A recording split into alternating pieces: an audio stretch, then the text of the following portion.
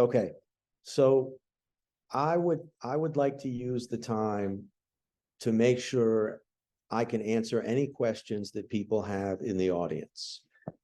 I'm going to start by taking the first few minutes to share some of the, it's still not published, so some of the latest research that I've been doing with a colleague, just to get everybody on the same page in terms of metal demand.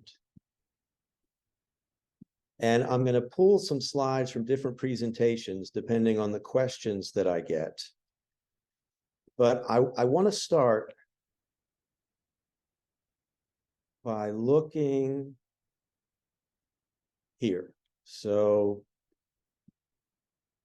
I'll trust you to tell me if you can't see my slides. So what we're looking at here is a timeline from 2010 to 2050. And the y-axis is global copper demand in millions of tons. So how much copper does the whole world need for specific purposes? And on the plot here, the black dot is the 2018 global demand, which was 23.7 million tons of copper all over the world. And the brown line is what we refer to as the amount of copper that society needs globally to satisfy all of the non-energy transition demand. That means all of the copper that we need to bring the entire world up to a living standard that is close to the living standards in the United States and the European Union. So we're thinking here about plumbing and electricity in the Congo and Thailand and other places around the world that right now have a much lower copper consumption than we do. So if we look just at how much copper we need globally in order for everyone around the world to have an overall quality of life that is closer to us than they are now, this is how much copper we need. And you can see that over the next few decades, the amount of copper we need by the year 2050 is about double the amount of copper that we need today. In this research, what we've done, and don't bother with all of the numbers here, but what we've done with this research is we've taken the goals of the Inflation Reduction Act in the United States and the European Union Green New Deal, and we have modeled how much total copper we need if all of our vehicles become battery electric vehicles. And the battery electric vehicles will be similar to or identical to the battery electric vehicles that we're producing today. So the same types of batteries, the same anodes, the same cathodes. And when we model how many vehicles the world will use over the next several decades, the negative drops here are because of COVID. And so what we found in our model is that in the US and EU here on the bottom, we've probably reached a plateau in terms of the number of vehicles that are bought and sold every year. In the United States, we sell about 16 million new vehicles annually. But when you look at China and you look at the rest of the world, we used growth rates of 3% for China and 2.5% for the rest of the world. And when we think about rest of the world, the entire continent of Africa right now has 60 million light-duty vehicles, right? So a much, much smaller number of vehicles than we have in the US and the EU. And the forecast is that the number of vehicles will increase. So then what we've done here is we calculated, and the graph is essentially the same. We have time on the x-axis in years, and the y-axis is copper demand. The same black dot is the total global demand in 2018. This is the brown line for the non-energy demand. And then each of these lines here represents, this line in green that I'm tracing is how much copper is required to upgrade and improve transmission and delivery in the United States and the European Union. And then these three lines up here are the total amount of copper needed if all of the US fleet and all of the European Union fleet becomes battery electric vehicles. So a complete transition from combustion engine vehicles to battery electric vehicles. And if all of the new electricity that we need to charge all of our battery electric vehicles is produced by wind and solar, that's this top line. And then these two lines that are very close to one another are if all of the electricity that we need for all of the new battery electric vehicles is produced by nuclear here, and then just above it, the 2018 fuel mix globally, which includes coal and natural gas. And what you can take away from the model is that by the year 2050, the total amount of copper that we need, if all of the vehicles in the US and EU are battery electric and all of that electricity is produced by solar and wind, then we need about 56 million tons of copper mined in that year. All right, so the model is based on all of the climate provisions written into US and EU legislation. And it assumes battery electric vehicles and wind and solar in the future as we use them now. If the entire world eliminates fossil fuels and the entire world drives battery electric vehicles, this orange line is that annual demand for copper. And you can see that by 2030, we need 70 million tons of copper per year compared to 23.7 in 2018. And by 2040 and 2050, we need 5 to 7 times as much copper produced every year as we did in 2018. And I'm happy to send the draft of this paper to anybody who wants to see it, including the spreadsheet that provides for all the math that's behind these scenarios. So where is the copper going to come from? It's going to come from mines. Recycling will be important, and recycling will continually improve year over year. But in order to build out a fleet of battery electric vehicles that are powered by wind and solar and grid scale battery storage, all of that initial copper has to be mined. And over time, as we build out a world where everything is electrified and every vehicle is battery electric vehicles, recycling of the copper and other metals in all of those vehicles and wind turbines and solar panels will be possible. So the total amount of mined copper will increase and then it will decrease. But in terms of increasing, what we did is something that we haven't seen anybody else do, which is to develop a mathematical model that predicts the realistic amount of copper that can be mined globally. And what we did is we took on this graph, time starts at 1900 on the lower left, and the y-axis here is the total global copper production for mines everywhere. And the orange line here is the year over year mined copper. And what we did is to fit a mathematical model to that follows the same mathematical logic that was used originally to predict peak oil. And our model here is shown as the straight line. And you can see that now I'm plotting it from 2000 to 2100. But the model very accurately captures the mine production over the last 120 years.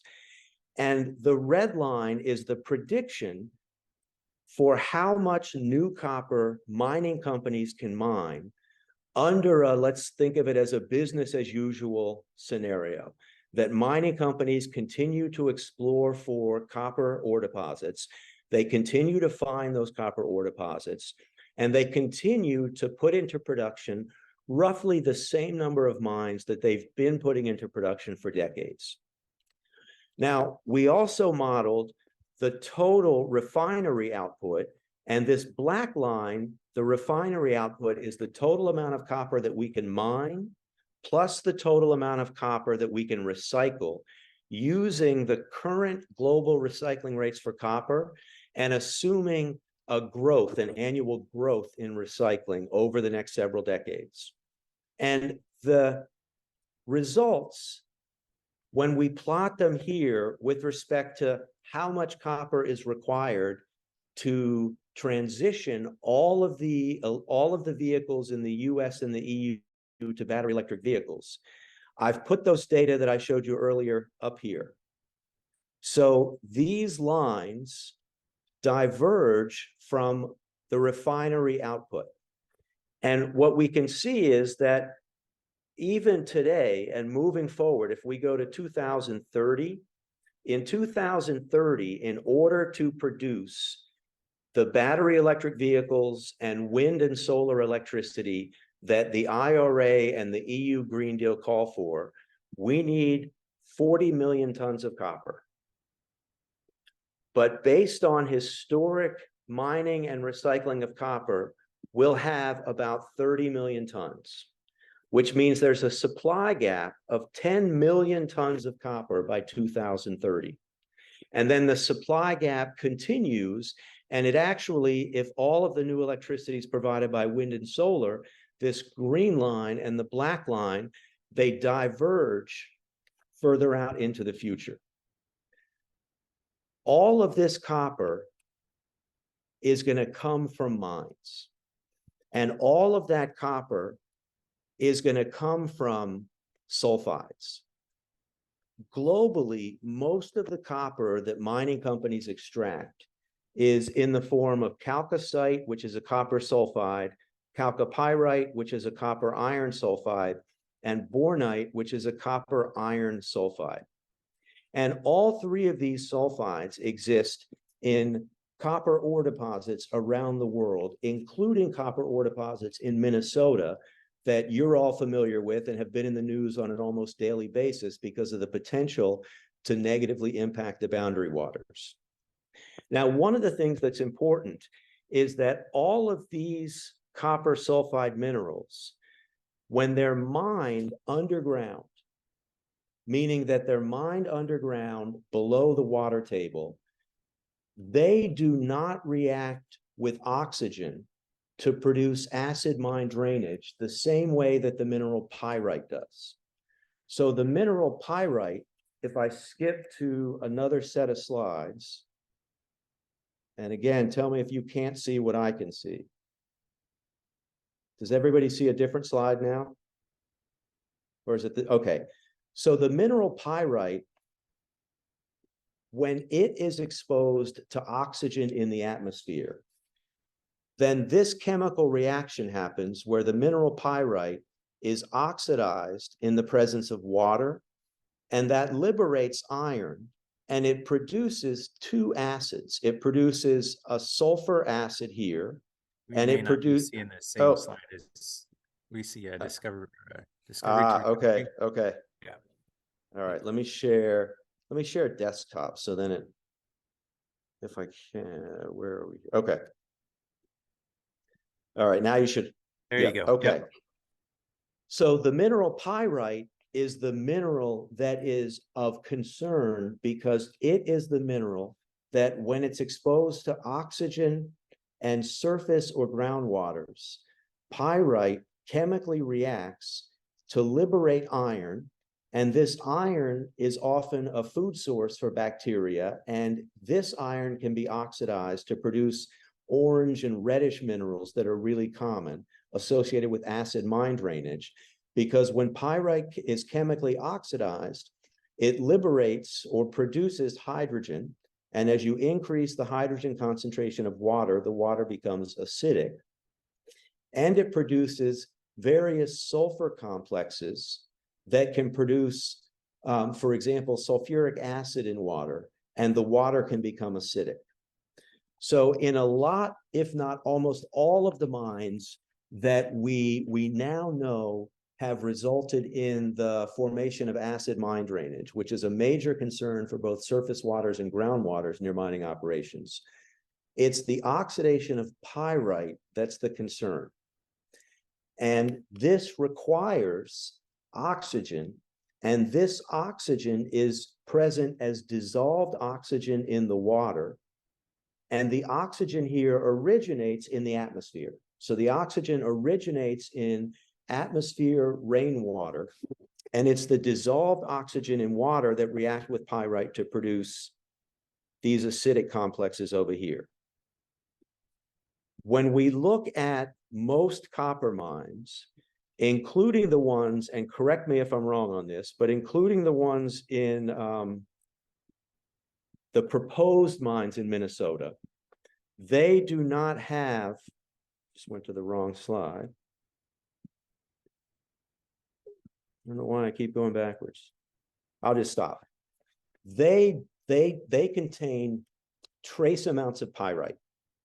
So the mines that have been proposed in Minnesota in the Duluth complex, they are dominated by copper iron sulfide minerals, such as chalcopyrite and chalcocite and bornite, and another mineral, pyrrhotite, that is a very high temperature copper iron sulfide. So if we think about the green energy transition, let me see if I can get back. What happens if I just do whiteboard?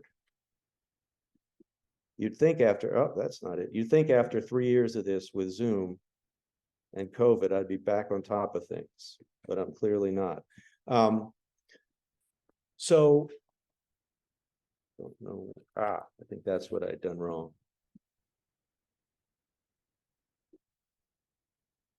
No. Forgive me for a second.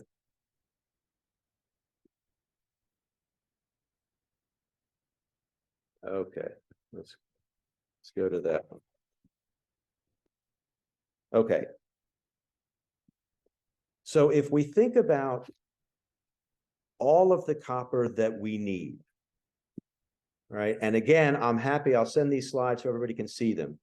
But here we're looking at how much copper we need in order to achieve the IRA and the European climate plans. And here's how much copper is realistic for mining companies to provide, and also by way of recycling. In the deposits in Minnesota, this is a schematic cross-section from a different deposit in Arizona, but it's representative. All of the ore in the ore deposit is proposed to be mined underground. And from my reading of the proposals to mine the two deposits in Minnesota, what is it? Talon and Twin Metals are the two companies proposing to mine. They will mine predominantly copper iron sulfides that do not contain pyrite, or there's trace amounts of pyrite. And the mining is done underground. If it's done underground below the water table, then statistically, the risk for acid mine drainage from the mining operations underground is really low. Like it's never zero, but it's pushing towards zero. One of the problems is what to do with the tailings from mining operations when they come to the surface. And there are different ways of constructing tailings pads and tailings ponds. And what has been done in a number of countries around the world, for those of you familiar with tailings, they can build upstream tailings, centerline tailings, or downstream tailings. And the tailings dams that have failed are the ones that use an upstream construction. The tailings dams that have not failed use what we call a downstream construction. And in countries such as Chile, they have legislation that tells mining companies they can only use downstream tailings ponds. That's it, because they're the most safe on the planet. Brazil, after the recent tailings dam collapse a few years ago that I'm sure most of you have seen, Brazil now has legislatively mandated all mining companies to build only downstream tailings ponds. So there are ways to minimize the potential for tailings to be released into the local environment during construction. But I'm going to stop now because I feel like I can babble. But what I wanted to do is just give everybody a sense of the only way to achieve the IRA is by electrification. If we want to only achieve the IRA by electrification and everybody drives a battery electric vehicle and all of our electricity comes from solar and wind, we won't have enough copper. We just won't have enough copper, right? It's not mathematically possible.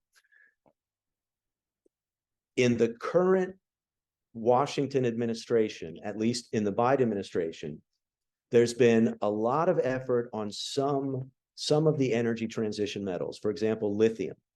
The administration has really given the green light to the Thacker Pass lithium deposit in northern Nevada. And now there's new controversy because the company Lithium Americas wants $1 billion loan from DOE. But what the Biden administration has not done is they don't seem to have realized that the most fundamental metal for electrification is copper, right? Like copper is like the arteries for electrification. And if you take the arteries out of humans, we die. So even if we think about battery electric vehicles that have different chemistry, different cathode chemistries than we have now, we have anode-free battery electric vehicles, we still need to increase significantly the amount of copper made available for downstream manufacturing. In the United States, we import about 40% of the copper that we consume. So we mine about 60% of the copper that we consume. And the majority of that copper is from a few states, Arizona, Utah, Nevada, and Alaska. And mining companies in those states do not have projects, except for one in Arizona, in the pipeline to satisfy the amount of copper that we know we'll need. So there's a huge need to develop new mines that can produce copper. And I don't have any stake financially in the companies that are interested in mining in Minnesota. But everything that I've read and been made aware of, and I've visited those areas of northern Minnesota, the mining that they propose can be done without negative environmental impacts. Is the risk zero? It's never zero. But it can be done with a risk that is as close to zero as possible. So let me stop and ask if people have questions before I just babble on.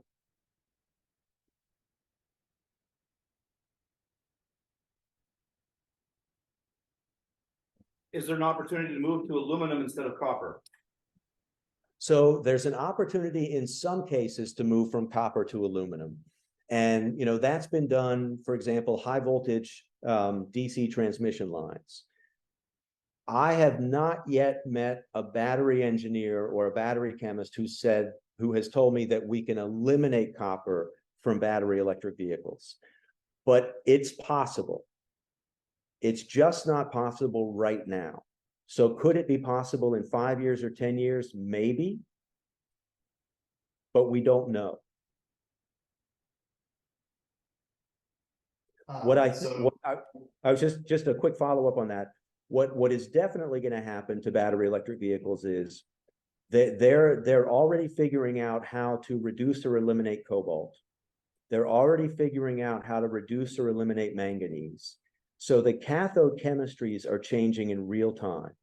There also are new batteries developed by the Chinese company CATL that are a sodium battery that don't require any nickel, any cobalt, or any manganese, or any aluminum. And, if those types of technologies can be scaled up and mass produced, then that changes the dynamics for how much of a given metal we need. But we'll still need significantly more copper because that is what we need to increase the size of the grid everywhere. So I assume that when looking at the projections for the need for copper, that's assuming that projected based on our current level of car usage. I was wondering if we were to, so it's North America is very car centric, very car dependent. In a lot of places, it's difficult to impossible to navigate within a city without a car. If we were to advocate for zoning reforms that allow for middle density housing that, you know, requires less transmission lines to service the same number of buildings, and if we were to incentivize, well, design cities in a way that's more walkable and in a way that makes public transit more efficient to route and fund. So that to the point that maybe we would need fewer cars per person or fewer cars per household. Has there been significant research into how those kinds of reforms might affect our future copper demand, and if so, like how big that effect could be? So I think my answers to your questions are yes, yes, yes, and yes. You know, I have 4 kids age 17 to 25, and only my oldest child has a car because she's finishing med school and needs to drive to various hospitals for clinical rotations. One of my kids lives in New York City, the other's in Boston. They couldn't imagine wanting a car because they belong to Zipcar and they can take Uber. And if we had, what we really should be advocating for is even further than what California has done by mandating new solar on new houses. We should be advocating for net zero buildings everywhere. That when you build a building, we should be thinking about using new formulations of cement that pull CO2 out of the atmosphere as that cement cures. So they're net negative carbon emissions. We should require all new construction to have as much solar as is realistic, local battery storage, geothermal heating and cooling, so heat pumps. And I can imagine a world where we wouldn't need a grid to carry electricity to homes. Here in Ann Arbor, there is a project that is doing just that. And in this exact moment, I'm blanking on the name of the project, but I'll send it out by email. And what they've done is they've imagined a small community of several hundred people living in townhouses and apartments where the entire community is off the grid. So think of it as, you know, if you've been to one of these, you know, sort of nice bougie retirement complexes, that sort of scale, but they're not connected to the grid. All of the energy that they will consume will be generated locally. And you can do that in our latitude. So even at our latitude and our winters, you can oversize solar arrays so that they're appropriate to produce the amount of energy we need in the winter. And then in the summer, they produce excess, but you simply don't use that excess. And if you couple those with local, for example, lithium iron phosphate batteries, you can use batteries that don't require cobalt, don't require nickel. So you know, my general answer is yes, yes, yes, and yes. I mean, I'm really hoping moving forward that we get away from the need for every single person to have a car. It's not necessary. You know, I think we have to rethink how transportation is done and go backwards to when we did it much better. You know, cities like Grand Rapids, Michigan that had trolley cars, Atlanta that had streetcars. But then we got away from all of those post-World War II and everybody wanted to have a car. So in those scenarios, the amount of copper we need is less. Great, thank you. Looks like we have a question online. So Rod, I'm going to ask you to mute and you should be able to go ahead and ask your question. Great. Yeah, Dr. Simon, if I understand right, you explained that previous errors in copper nickel mining were because of poor construction of the tailings dams and tailings handling. What prevented them from doing it right the first time? You know, why is there such a terrible reputation out there? And Yeah. and you know, what would engender trust in the public that they would do it right the second time?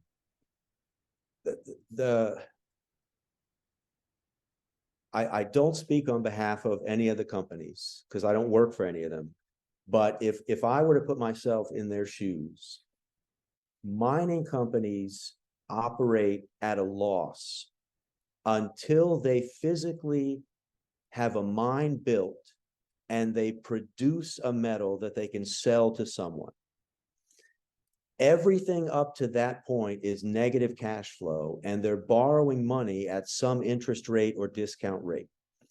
So by the time any mining company has a mine and they're producing, they're already in debt hundreds of millions, if not billions of dollars. And I think it's safe to suggest that historically, well, first of all, humans have always been prone to making mistakes, and we learn from our mistakes. But historically, when mines were constructed and put into operation, they built in a way that allowed them to accelerate production. And another way to say that would be to do it as quickly as possible and at the lowest cost possible. And the lowest cost possible is upstream tailings. It's the cheapest way to do it. So that's what was done.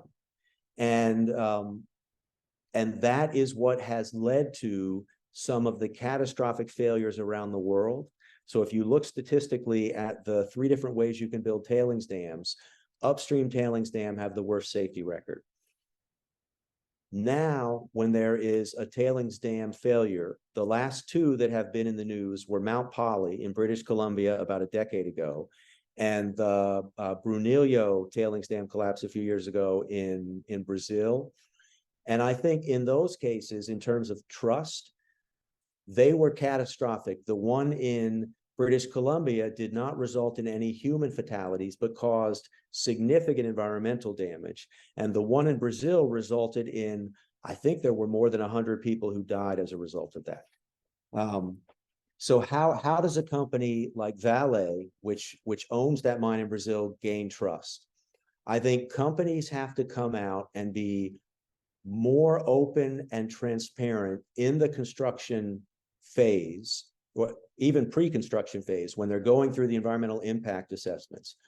And I think that all tailings dams should be constructed to be as safe as possible, even if it's more expensive, right? Rather than just looking at the overnight capital costs.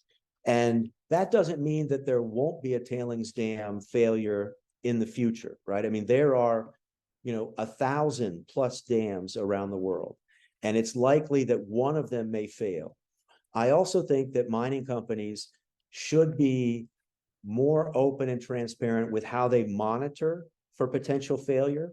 So most companies now use some sort of LiDAR-based system that a lot of us have on our vehicles. You have all these little cameras around the vehicles, and they're sending out light waves, and then they bounce back, and so you know how far away you are from something. And companies are using that so that they can constantly examine the surface of a tailings dam to look for sub-millimeter changes. I don't know if that answers your question, but I think those are the things I would want mining companies to do.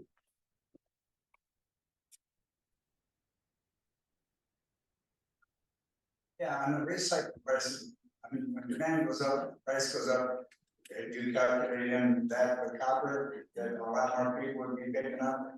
It's some places you go around, there's all kinds of materials that's laying all over the place.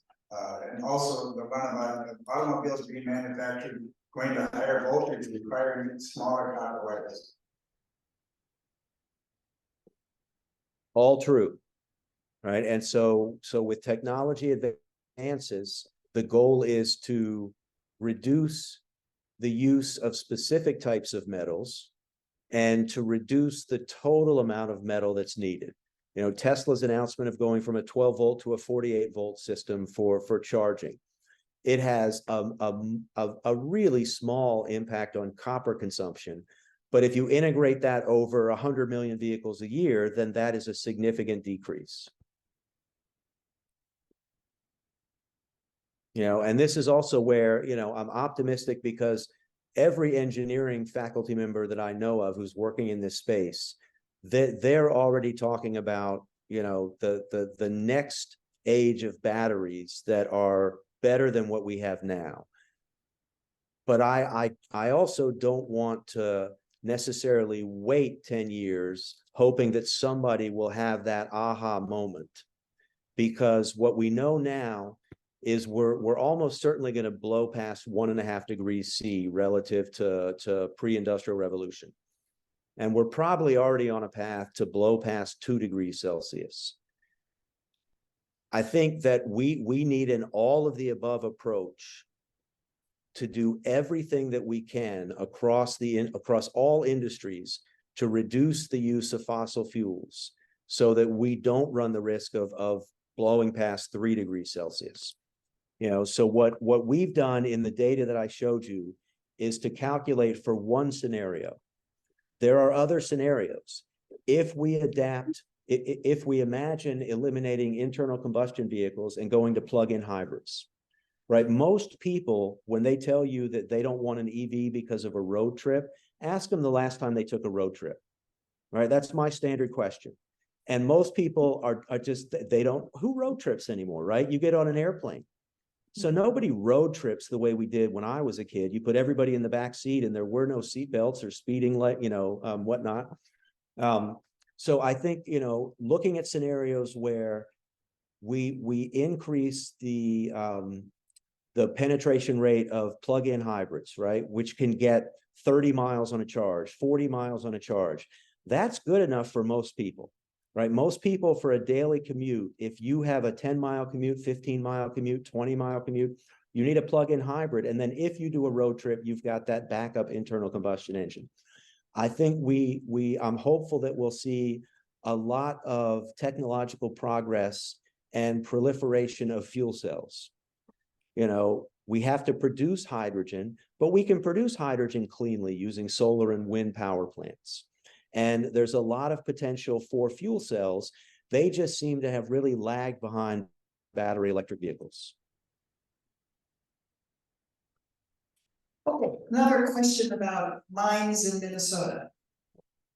So this is the second time I've heard your presentation, and I'm impressed again how clearly you can explain these complicated situations.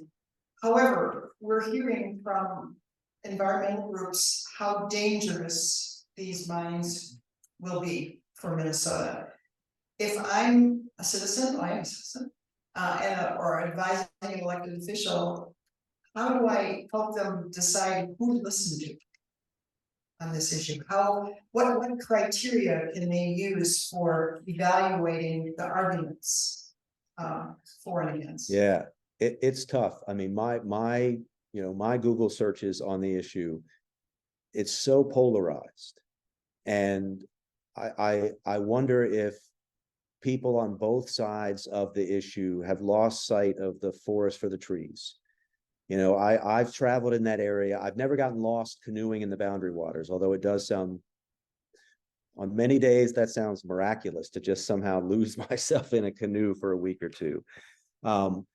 But if I were a politician, I mean, it's almost like you need a third-party, impartial person who doesn't work for the mining company, who doesn't work for the environmental, and if you've done this, I'd love to see what they've put together, but some sort of task force to evaluate what the mining companies are proposing and translate that in a way that's not demeaning to the people who live in the area or who are concerned about the area, but really understand what is it that they're proposing and what are the specific risks of the various steps of the process to build a mine, right? So if you build a tailings pond here, and if you construct it with downstream methods, and if this, then what happens?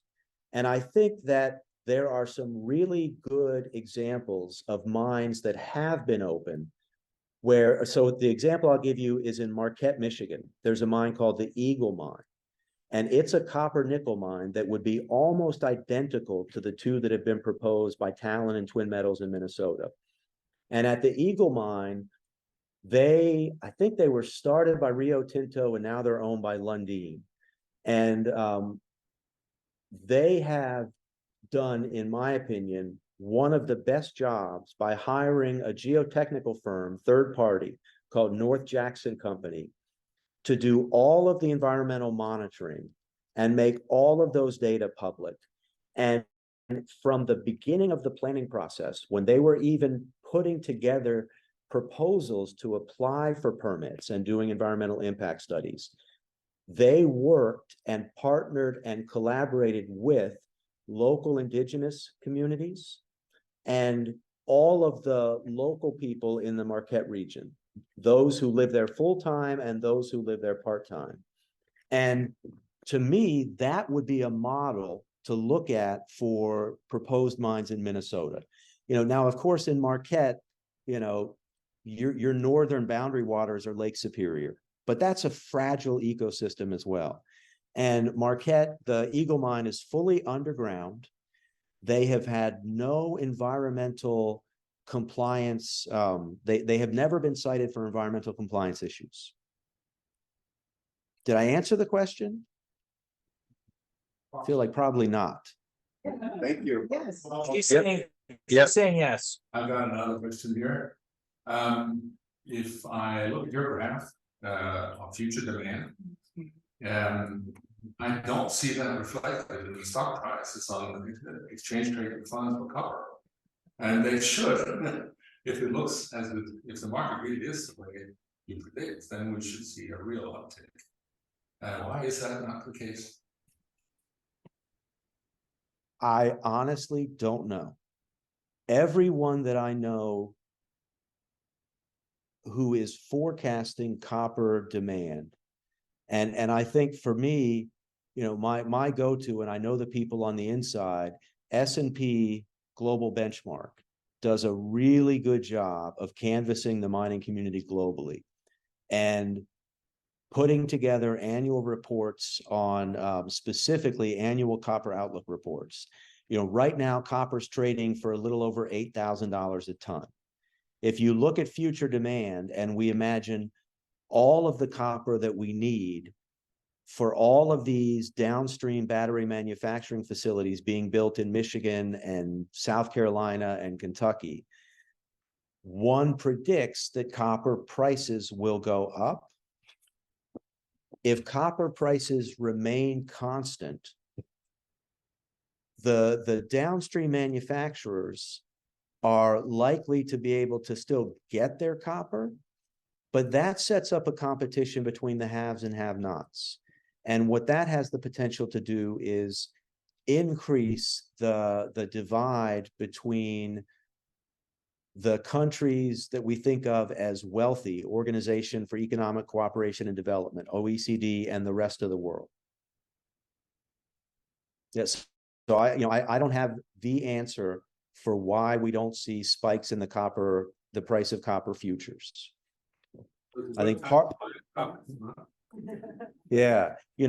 it, to be honest with you, is none of the battery manufacturing facilities that are being built in the United States have even gotten to the point where they're going to start to ramp up. Right. So all of the manufacturing facilities that are being built now, around the country, when they are fully operational and click the go button, that's when one would predict a spike in copper because the demand will not be able to, the supply will not be able to meet demand. Thank you. You appreciated the example of the Marquette, Michigan mine of hiring an outside firm to monitor the environmental impact and especially to make it transparently available to the public. We have a problem in Minnesota with Enbridge Line 3. Our Minnesota Pollution Control Agency was either asleep at the switch or chose not to enforce our rules. And it was a month or maybe 2 months ago, our state Supreme Court took back permits because our Minnesota Pollution Control Agency, number one, didn't listen to the EPA, and number two, tried to hide that information from the public. And they had they wrist slapped big time. Any comments? I don't think that's new. You know, I think that story has repeated itself over and over and over again. So I can't comment specifically on that exact case, but it just seems to me to be sadly too common. You know, one of the things that one might imagine doing, and maybe it's been done and there just couldn't be an agreement, is with Talon and Twin Metals, you know, everything that I've read is based on what they have made publicly available. And honestly, I don't know how well they've been able to engage with and meet with community stakeholders.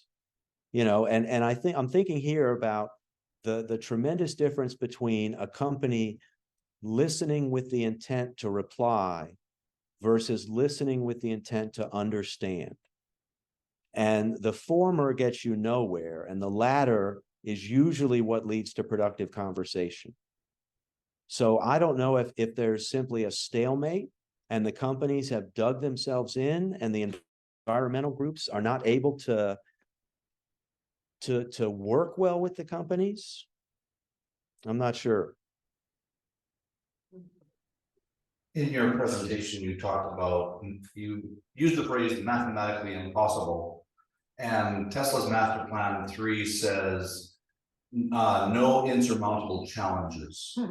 And so I'm sure there's nuance in the definitions of these things, but compared your research compared to Tesla's model, Tesla master plan 3. So so I would agree with their statement that there are no insurmountable challenges. There is enough copper to make this happen. The rate at which we can mine that copper to make this happen on the time frame that the IRA wants it to happen is mathematically impossible. If we make it happen using the same technology that we're using today. And that's a big if. You know, looking at some battery electric vehicles, there are manufacturers now that, you know, they're not only moving to decrease the amount of cobalt and increase the amount of nickel. That seems to be happening industry-wide. But there are companies looking to eliminate nickel and cobalt completely. So I agree with the statement. And I think what's important to think about is yes, we have enough copper, and yes, we have enough nickel in the ground. Can we mine that nickel and copper fast enough to build out an electric infrastructure to eliminate fossil fuels? And for that, I would dig in and say no. Based on the history of the mining industry from 1900 through today.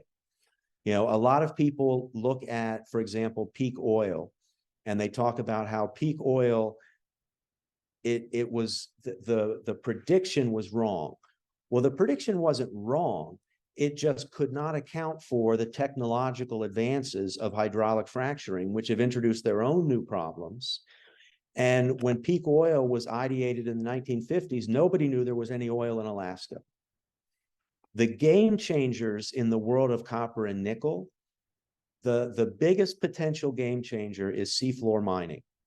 And when I talk about seafloor mining, a lot of people immediately think about, you know, ocean level acid mine drainage. The companies that are engaged in various aspects of, you know, at a startup stage seafloor mining, I think there's a lot of potential there if they can demonstrate that they can do it with minimal ecosystem on the aquatic ecosystem. There is an incredible amount of copper and nickel and cobalt and chromium and platinum group metals in these nodules and other minerals at the bottom of the ocean. And just like any of us might have learned to swim by somebody throwing a quarter at the bottom of the pool, and you swim to the bottom and you pick the quarter up. That, to me, that would be the equivalent of what fracking did for the oil and gas industry. And that, I think, automatically conjures for a lot of people concern.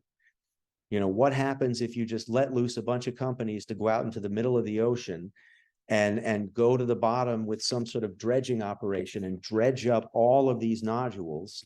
And that's going to disturb lots of the sediment on the bottom of the ocean. And what will that do to impact the ecosystem? But that's a game changer.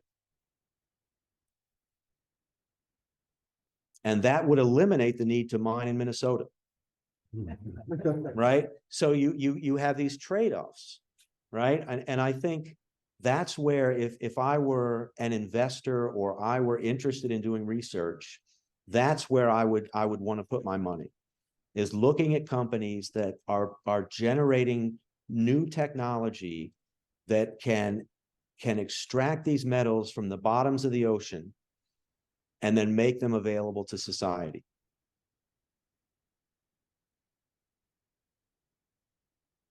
Last question.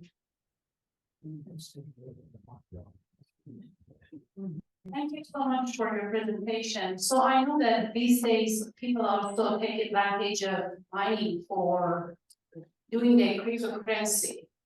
So is the science and engineering actually, when they're doing these graphs, are they using any specific methods to segregate the mining that is used for example, EV and clean purposes and the ones that are used for cryptocurrency and other purposes? Wait, hold on. So can somebody repeat that question? It kind of broke up on me. I'm not sure I captured it either. Oh, so I was wondering, like, because nowadays, and specifically in North Dakota, people are using the mining of the critical minerals for the cryptocurrency purposes. I was wondering, creating these graphs, are we in engineering and science, are we separating these two purposes from each other, or are we counting all of them as like one purpose? Well, what we did in our model is only assessed how much copper is needed to electrify vehicle fleets and provide that electricity from wind and solar or nuclear or an expanded current fleet. We didn't take into consideration cryptocurrencies.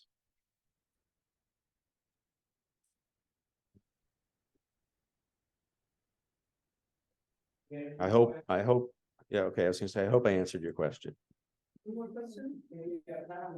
got time for one more question here, and so here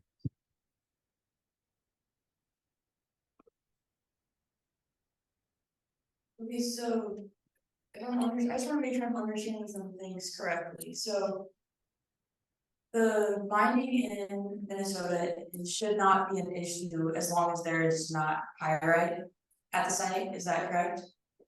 Yes. Okay, just want to make sure I understood that part. Well, it and only specifically there, if you don't have pyrite, then there's no potential to oxidize pyrite that leads to acid mine drainage.